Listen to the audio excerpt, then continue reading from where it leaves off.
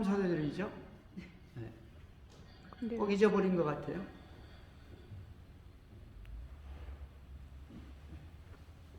아멘. 여러분, 하나님께서는 자기 백성들에게 축복을 주시는 것을 믿으시기 바랍니다. 하나님께서는 복을 주시기를 원하고 복을 받으라고 명령을 하셨어요. 자기 백성에게. 할렐루야. 시편에서 말씀하고 있죠. 복을 명하심에 복이로다. 하나님이 복을 받으라고 자기 백성들에게 명령을 하셨어요. 하나님은 복 받기를 원하시고 복된 백성들이 되기를 원하는 거죠. 하나님 처음부터 그렇게 하셨어요. 사람을 만들어 놓고 생육하고 번성하고 왕성하고 정복하고 이게 뭐니까 다 축복이죠. 할렐루야. 축복을 받으라는 거예요. 오늘 이 추수감사절에도 하나님의 이 무궁하신 많은 축복이 여러분에게 넘치시길 바랍니다. 하나님 복을 주시는 분이죠. 특별히 오늘 오병이의 이 기적을 통해서 이 오병이의 축복이 여러분들에게 넘치기 바랍니다. 아멘. 여러분, 얼마 전에 보니까 하우스 오브 구찌라는 영화가 나왔어요. 뭐 하우스 오브 구찌 뭔가 보니까 이 구찌 가문에 대해서 이렇게 영화를 만든 거예요. 근데 영화 내용은 뭐냐면 그냥 돈은 많은데 돈은 엄청나게 많은데 집안이 그냥 콩가루 집안입니다. 그 핵심은 뭐냐니까 살인 사건이 이 핵심이었어요. 이 구찌 1세가 이 직업이 원래 이게 가방이나 뭐 이런 명품 만드는 사람이 아니었는데 다른 거였는데 아마 이렇게 이 아이디어가 있었던 거예요. 그리고 이 가죽을 만드는 솜씨가 있었어요. 가죽을 이렇게 만지는. 그래가지고 부자들이 좋아하는 그 컨셉을 잘 봐가지고 그 부자들이 좋아하는 컨셉으로 이 가죽 가방 같은 걸 만든 거예요. 무늬를 넣어가면서. 근데 대박을 친 거죠. 그래가지고 아마 아들이 뭐 4명이었대나 3명이었대나. 그 아들들이 이제 나중에 운영을 한 거죠. 그 다음에 3세가 운영하고 영화의 핵심은 뭐냐니까 세 번째 세대 그러니까 손주 세대죠. 손주 세대에 가가지고 한 사람이 이렇게 똑똑한 사람이 이렇게 뭐죠? 이 오너가 된 거예요. 이제 CEO가 된 거예요. 근데 이 사람이 원래 법을 공부하던 사람인데 CEO가 됐는데 그때 이 어떤 여자를 만났어. 우리 결혼을 하게 되죠. 근데 얼마 후에 이혼을 합니다. 그러고 나서 얼마 안 있다가 이 구찌 본사에 출근을 하다가 올라가다가 집이 가까운 모양. 집에서 자전거를 타고 다니더라고요. 아주 가까운 모양. 본사에 올라가는데 누가 이름을 불러드래요. 미스터 구찌 그러고 돌아보니까 총을 쐈어. 방방방 3방을 쏴가지고 즉사를 한 거죠. 죽은 거예요. 그래 경찰이 조사할 거 아니에요? 경찰이 조사를 하니까 잡지를 못하는 거예요. 2년인가 뭐 몇 년이 걸렸다 그래요. 그 집안이 엉망이죠. 그 조카가 아버지를 고소해서 그 아버지는 뭐냐니까 이 아들이 아버지를 고소하죠. 아버지가 감옥에 갔어. 탈세 혐의로. 아버지가 또 아들을 고소해서 수억 달러를 또 이렇게 벌금으로 물기도 하고 그런 집안이에요. 근데 이 사람, 이 CEO가 죽은 거예요. 아주 똑똑한 사람. 그러니까 이제 난리가 났죠. 그런데 이제 조사를 하니까 나중에 나왔는데 누가 쐈는 거 하니까 피자집 주인이 쐈어. 피자집 주인이 왜 쐈나 보니까 이 오다를 받은 거예요. 오다를. 갱이 거기 뭐 마피아가 많으니까 마피아들을 시킨 것도 아니고 피자집 주인이야. 그 누가 시켰나 보니까 이혼한 여자가 쏜 거예요. 이혼한 여자가 사주를 한 거예요. 그 이혼한 여자는 누구냐면 원래는 세탁소 집 딸이래요. 근데 어디 파티에 갔다 어디 클럽인가 어디 파티에 가가지고 이 사람 둘이 만나가지고 이름이 구찌래니까 이 구찌 가면 아니냐? 그러니까 여자가 완전히 이 남자를 꼬신 거죠. 근데 남자도 좋아했던 모양이에요. 그래 결혼을 했는데 이 여자가 그렇게 돈을 그렇게 좋아한대. 간섭을 하고 근데 나중에는 이제 이혼을 하게 됐는데 그 영화의 부제목이 뭐냐니까 제목은 하우스 오브 우즈인데 부제목이 뭐냐니까 못 먹으면 죽여라. 못 먹으면 죽여버려라. 못 먹으면 죽여. 이 여자가 얼마나 이 남자가 이혼하고서 결혼한 거예요. 그러니까 결혼하니까 어떻게 하겠어? 또 애를 낳아야 될 거 아니에요? 자기한테 돌아오는 상속이 적어지는 거야. 자기한테 돌아오는 돈이. 아마 유자료도 많이 준 모양인데 마나탄에 뭐 고급 아파트가 몇 채가 있다고 그러고.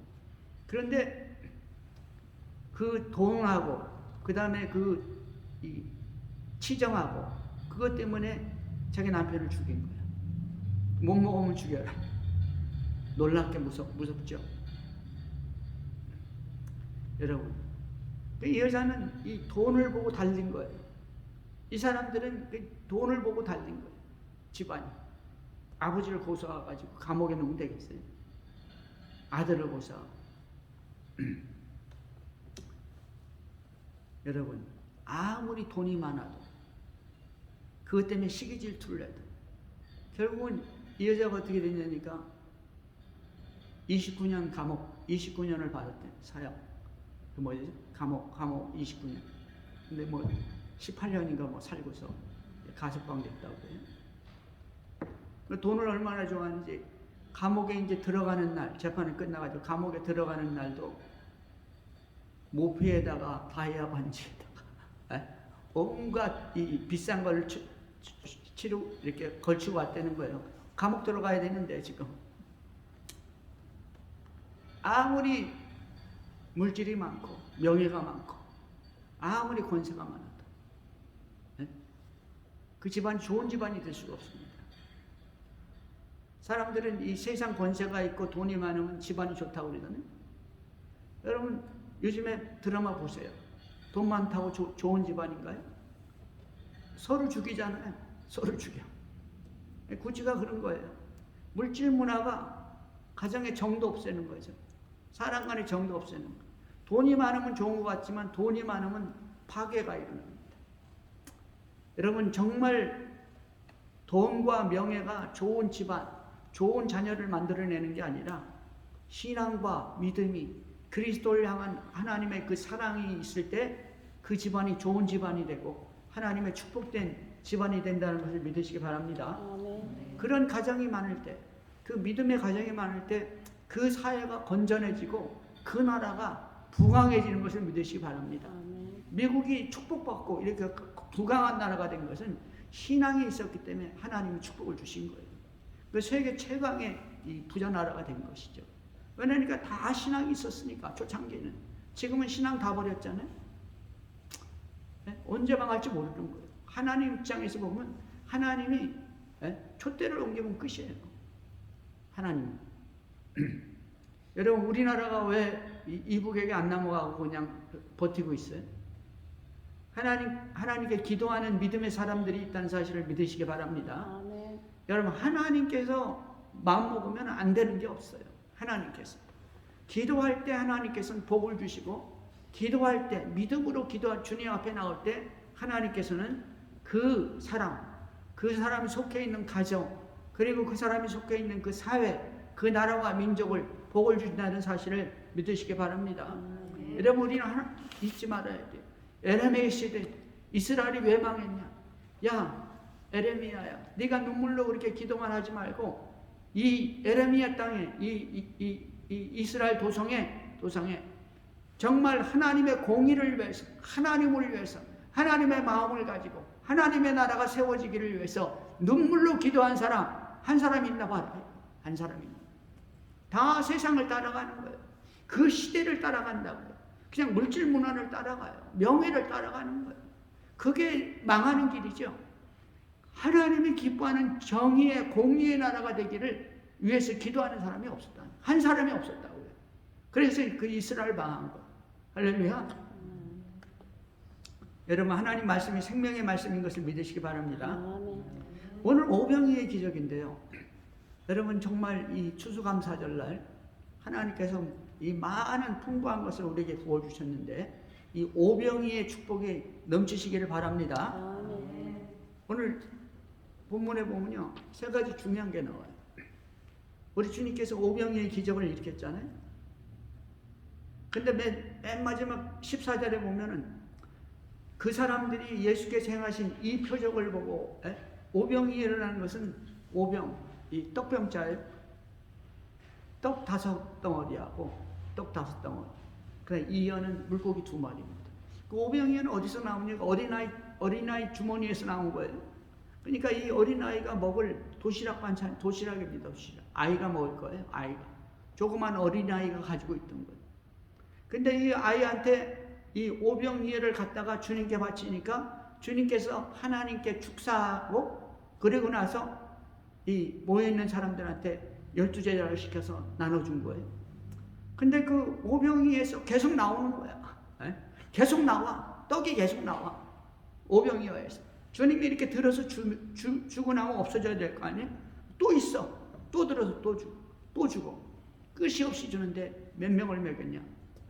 오늘 성경에 보니까 남자만 몇 명이에요? 5,000명입니다. 5,000명. 남자 반이에요. 성경에 보니까 남자가. 여자까지 하면 10,000명 아니에요? 어린아이 있지. 그 다음에 노인들 있지. 원래 이스라엘 사람들은 숫자를 셀 때 20에서 50까지 남자입니다. 전쟁에 나가서 싸울 수 있는 사람만 세, 항상. 이 사람들의 숫자는. 근데 남자, 여자, 어린애까지 있으니까 어떻게 됐어요? 최소한 10,000명 이상 되죠. 10,000명이 넘는 사람을 갖다 오병이어를 가지고 먹이신 거예요. 그러니까 엄청난 기적이죠. 이건 일어날 수 없는 일이죠. 성경에서는 표적이라고 합니다. 이거 뭐 표적. 이거 무슨 표적이냐니까 예수님이 그리스도라는 표적이라는 거예요. 예수님이 하나님의 아들이라는 표적이에요. 그 표적을 보여주시는 거죠. 근데 그 굶주렸던 사람들이 그것을 먹고 너무나 행복했죠.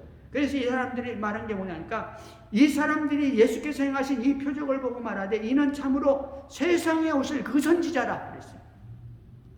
그 선지자, 더 프로페트, 바로 그 선지자라. 바로 그 선지자. 이게 중요한 핵심 포인트입니다. 이 바로 그 선지자가 뭡니까?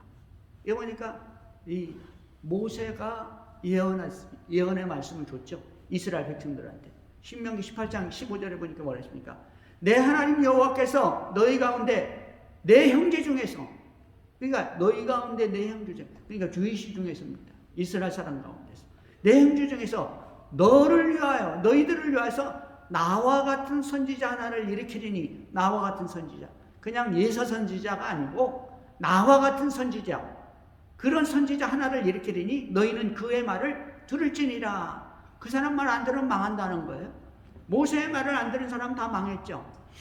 여러분, 이 나와 같은 선지자라는 것은 뭐냐니까요? 한마디로 얘기하면 모세와 같은 그런 사람인데, 이스라엘 사람인데, 이 말은 뭐냐니까 메시아를 얘기하는 거예요. 모세는 뭐냐니까, 여러분 이 모세 그 전에도 이스라엘 백성은 하나님의 백성이었죠.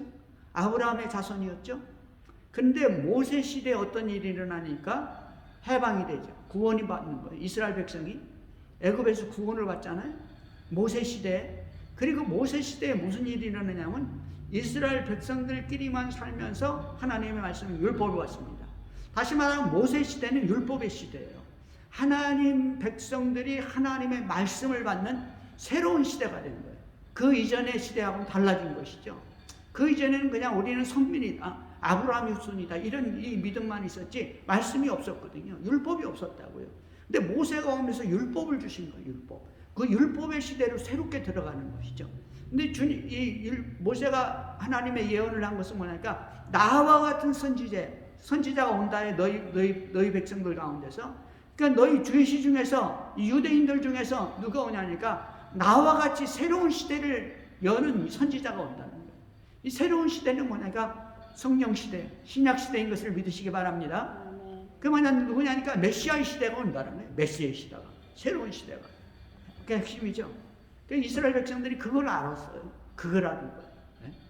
모세와 같은 선지자, 바로 그 선지자가 아니냐? 바로 이 사람이 모세와 같이 우리의 왕이 아니냐? 새로운 시대를 여는 사람이 아니냐? 메시아의 시대를 여는 사람이 아니냐? 그래가지고 6장 15절에 보니까 어떻게 됐습니까? 그러므로 예수께서 그들이 와서 자기를 억지로 붙들어 임금으로 삼으려는 줄 알고 다시 산으로 떠나 가시니라 그랬어요. 여러분, 이 사람들이요, 거기서 떡을 얻어먹은 많은 이 주이시들, 유대인들이 말이죠, 그 모세가 말한 그 놀라운 메시아를 기다리고 있었고, 그리고 이 모세가 말한 그 선지자라는 사실을 알아버린 거예요. 그러니까 성경을 핵심 확 뚫어버린 것이죠. 새로운 시대가 왔다 이거. 이제는 모세 시대와 같이 새로운 시대가 왔다는 거예요. 메시아의 시대가 왔다는 것이죠. 이 사람은 바로 우리의 왕이라는 겁니다. 단지 오병이의 떡을 먹고서만 한 게 아니라 성경의 역사가 이루어졌다는 거예요. 그러니까 이 사람들이 그냥 떡 먹고 그냥 좋아가지고 왕을 세우려고 한 게 아니고, 그것만이 아니라 성경의 예언의 말씀이 이루어졌다는 거예요. 할렐루야. 놀라운 사람들입니다. 성경의 구속사적인 핵심을 가지고 있던 사람들이요. 그 당시 떡을 얻어먹은 그 유대인들이, 가난한 사람들이, 아주 가난한 사람들이었죠. 그리고 이제 새로운 이 메시아를 바라보는 사람들이었죠. 하나님의 은혜를 사모하는 사람들이었죠. 천국의 은혜를 사모하는 사람들이었어요. 우리가 하나님의 백성인데 왜 이렇게 가난하게 사냐? 예수님은 이 나사렛 선지자가 왔다는데 병자도 고치고, 그리고 또 이렇게 생명의 말씀을, 하나님 말씀을 준다는데 우리가 가자, 말씀 들으러 가자. 말씀을 들어보고 이 오병이의 기적을 체험했더니 이게 누구냐? 바로 그 선지자라. 바로 더 프로페트, 바로 그 선지자. 할렐루야. 놀라운 역사가 일어난 것이죠. 성경에서 말하는 건 바로 이겁니다. 바로 그 선지자라는 거예요. 그러니까 이 사람들이, 이분이 모세와 같이 우리 왕이 아니야. 왕이다 이거. 왕. 근데 예수님은요, 자기를 억지로 붙들어 임금으로 삼으려는 줄 아시고 다시 혼자 산으로 떠나시니라 라고 말하고 있어요. 아니, 예수님도 그랬잖아요. 내가 길이요 진리요 생명이라고 말씀했잖아요. 내가 하나님의 아들이라고 했잖아요. 내가 메시아라는 거예요. 내가 왕이라는 겁니다. 근데 왜 도망갔을까요? 왕으로 왔는데. 왕을 삼겠다는데 왜 도망갔습니까?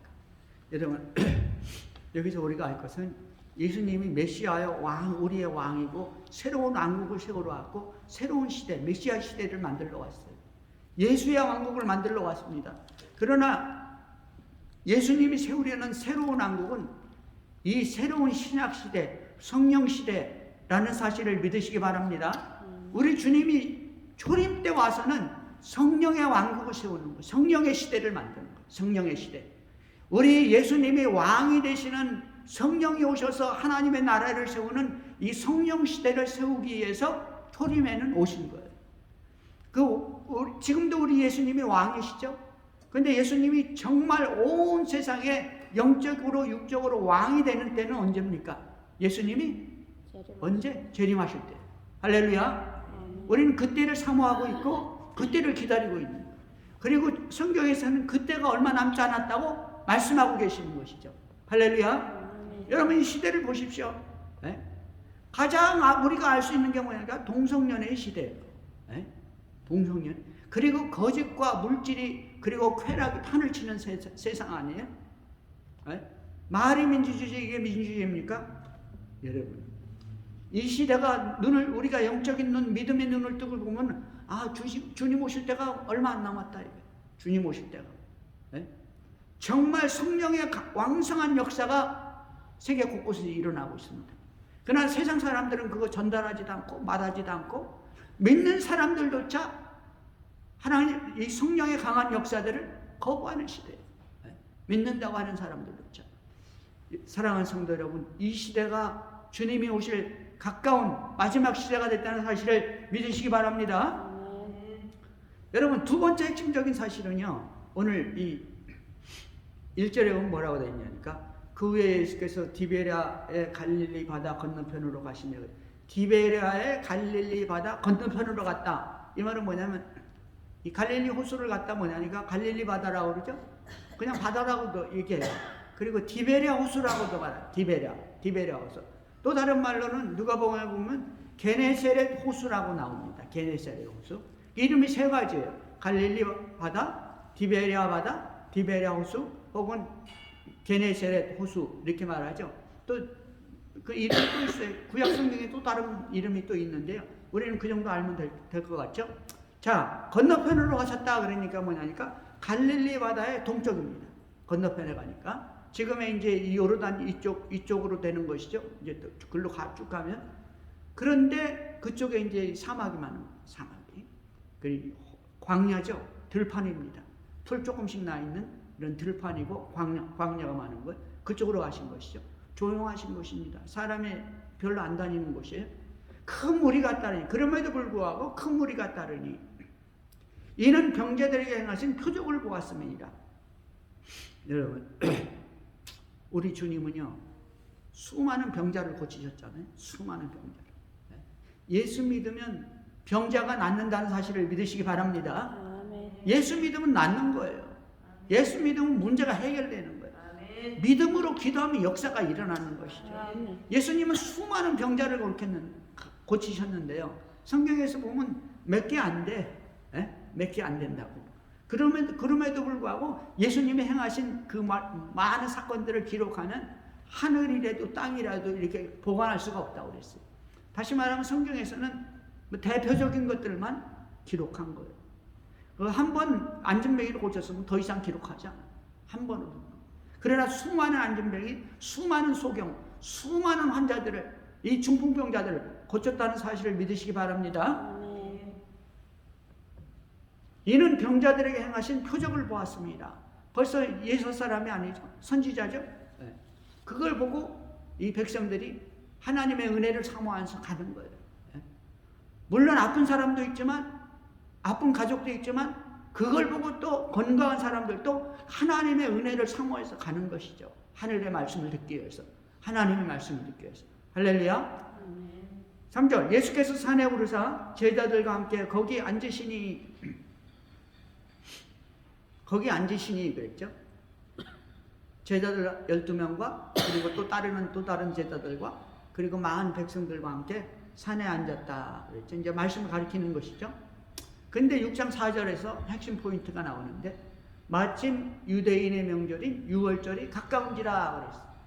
유대인의 명절인 유월절이 가까운지라. 유대인의 명절이 유월절이 가까워진 거예요. 여러분 뭐냐니까 이 유월절이 나오냐 5장에 보면 안식일이 나와요. 5장에 보면 안식일 5장에는 안식일 나오죠. 또 오늘 6장에서는 이 6월절이 나오죠. 그 다음에 뭐냐니까 7장에 보면 또 초막절이 나와요. 또 초막절이 나오는 거예요. 예수님은 뭐냐니까 절기 때마다 나오시고 절기 때마다 일을 하셨어요. 절기마다.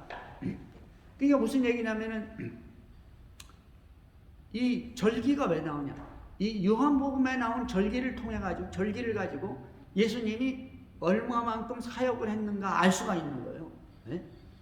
그 예수님이 사역을 얼마나 했는지 어떻게 알겠어요? 몇 년을 했는지 기록이 없는데 예수님 사역은 몇 년 했다 이 기록이 없거든요. 근데 이 성경에 보면 이 명절이 나와요. 절기가 나옵니다. 그 절기를 때마다 우리 주님이 어떤 일을 행한 것을 알 수가 있어요. 그 절기를 통해서 예수님이 사역이 3년 이상 3년 반 정도 된다는 사실을 알 수가 있고요. 그 다음에 이 절기가 나온 이유는 뭐냐니까요. 예수님은 이 절기 때마다 이 사역을 했는데 이 절기가 뭐냐면 이 실상은 이 이스라엘 백성에게 율법에서 말씀하신 이 절기가 뭐냐니까 예수님의 모형이 됐다는 사실을 믿으시기 바랍니다. 예수님의 모형이에요. 유월절 예수님의 모형, 초막절도 예수님의 모형, 안식일도 예수님의 모형. 그 예수님의 모형이 돼가 주일이 된 거예요. 안식일이. 모든 율법의 형태들과 율법에서 말하는 절기들과 이런 것들이 예수님의 다 모형인 것을 우리가 알 수가 있고 그것을 우리가 그 성경 공부하는 거예요. 구약은. 그것을 통해 가냐 뭐냐니까 예수님의 모형을 바라보면서 그러면서 우리가 은혜를 받고 하나님의 사랑을 깨달아 아는 것이죠. 할렐루야. 근데 오늘 보니까 이 유대인의 명절인 유월절이 가까운지라고 했어요. 다시 말하면 이 오병이의 기적을 언제 행했냐면은 언제 행했다고요? 6월절에 행했다는 거예요. 6월절에. 6월절에. 여러분 6월절은 뭡니까? 6월절은 뭐냐니까 이스라엘의 이 절기 중에서도 가장 강력한 절기예요. 가장 중요한 절기입니다. 6월절은. 6월절은 이 6월절이 뭐냐니까 이스라엘 백성은 그 해가 새해 첫날에 6월절이 새해 첫날. 그 사람들 달력으로는 새해가 시작되는 날이에요. 그래서 다시 말하면 6월절은 여러분 잘 아시는 대로 이스라엘 백성들이 애굽 땅에서 430년 동안 노예 생활을 하다가 해방된 날이 무슨 날이라고요? 그게 6월절입니다. 다시 말하면 6월절은 무엇을 상징하냐면 구원을 상징한다는 사실을 믿으시기 바랍니다. 6월절. 이 애굽에서 노예 생활하는 거예요. 먹고 살기 위해서 노예 생활하는 거예요. 눈 뜨고 일어나면 세수하고 밥 먹고 나가야 돼. 일하러 나가야 돼. 일하러 나가서 도시락 까먹고 아침부터 일하고 도시락 까먹고 또 일하고 그리고 나서 밤이 어둑어둑해지면 집에 들어와서 저녁 먹고 발 씻고 그 다음에 자야 돼. 예? 그 다음에 아침에 일어나서 똑같은 생활을 또 해야 되죠. 뭐니까 태어나서 일하다가 죽을 때까지 일하다가 죽는 거예요. 예? 안식일도 없고 아무것도 없어. 예? 요즘은 여러분 오늘날 이 시대가 그런 시대인 것을 믿으시기 바랍니다. 세상 사람들은요, 예? 아침부터 저녁까지 일해. 하루 종일 일해. 365일 일해. 절기도 없고 아무것도 없어. 놀라운 일이죠.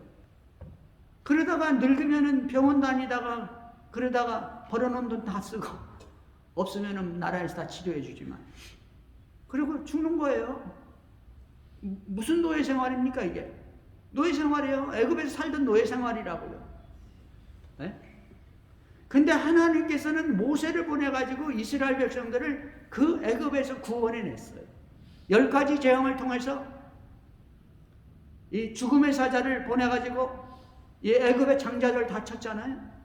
6월절의 상징이 뭡니까? 어린 양이잖아요. 어린 양. 6월절 날에 하나님은 모세한테 이스라엘 백성들에게 넌 가서 말해라. 어린 양을 잡아가지고 그 피를 문방과 문설주에 발라라 이거야. 문 전체 다 발라라 이거예요. 문 기둥하고 문 위하고 다 발라라. 어린 양의 피로. 네? 그리고 그 어린 양을 잡아 먹어라. 그 피를 바르고 그 살을 먹으라는 거예요. 그러고 나니까 어떻게 했습니까? 그 애굽 땅에 죽음의 사자가 와가지고 이 모든 집안에 모든 짐승에 첫 번째 난 것 장자를 다 죽였잖아요. 근데 피 있는 집은 넘어갔어. 6월 했다고. 6월절에는 패스오버라는 거.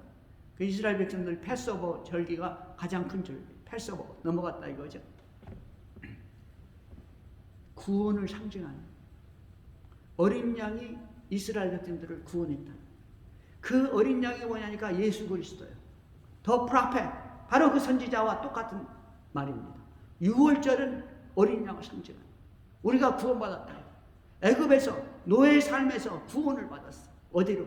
광야로 나오잖아요. 홍해를 거쳐서 광야로 나오잖아요. 어디? 광야에서 뭐 했습니까? 하나님 율법을 받잖아요. 말씀을 받잖아요.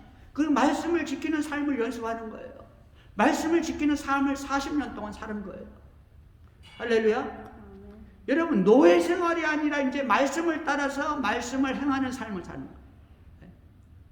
우리 예수 믿은 사람들은 뭐하냐니까 예수 그리스도의 살과 피로 예수 믿고 구원받은 사람들은 6월절을 통과해가지고 이제는 세상살이에 급급한 게 아니라 이제는 세상에서 물론 살아가지만 이제는 하나님의 말씀과 더불어서 말씀을 믿고 말씀을 행하고 말씀을 지키고 하나님의 사랑을 느끼고 알고 말씀과 더불어 사는 삶을 살아가는 거예요. 할렐루야. 그 6월절입니다. 그 6월절.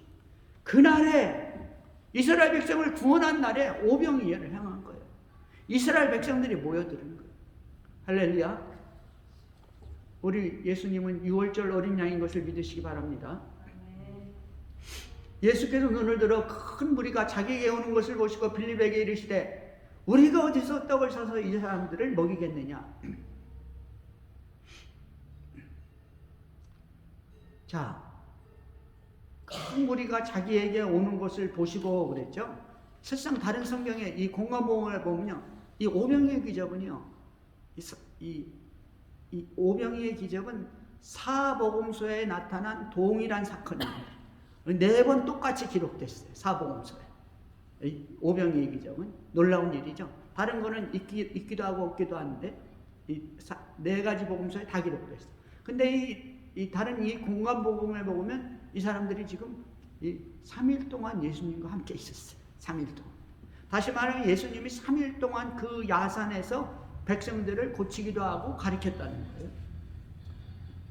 아마 사람들이 왔다 갔다 했겠죠. 그렇지만 3일 동안 있었던 사람도 있겠죠. 큰 무리가 자기에게 오는 것을 보시고 빌립에게 이르시되 우리가 어디서 떡을 사서 이 사람들을 먹이겠느냐. 다른 성경에 보면 하니까 빌립이 뭐라고 하니까 제자들이 뭐라고 하냐면 예수님 이제 더 이상 안 됩니다. 이 사람들 보내야 됩니다. 굶어 죽습니다. 뭐 이런 식으로 말씀하는 거예요. 그러니까 예수님이 뭐라니까 너희들이 먹이라 이렇게 얘기하죠.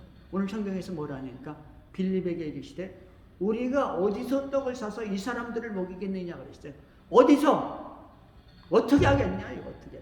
사서 이 사람들을 먹이겠느냐? 어딘가에서 사서 이 사람들을 먹여야 된다 이거죠. 예수님. 그러니까 예수님의 생각은 뭐니까 이 사람들한테 뭔가를 먹여야 된다 이제는. 네? 할렐루야. 여러분 우리 예수님은 자기를 따르는 백성들에게 굶주리는 백성들이 있는 것을 보지를 못해요. 우리 주님이 먹이신다는 사실을 믿으시기 바랍니다. 주님은 자기 백성을 먹이는 거예요. 지금 주님께서는 자기 백성이 굶는 것을 못 보고 있는 거예요. 못 보고 있어요.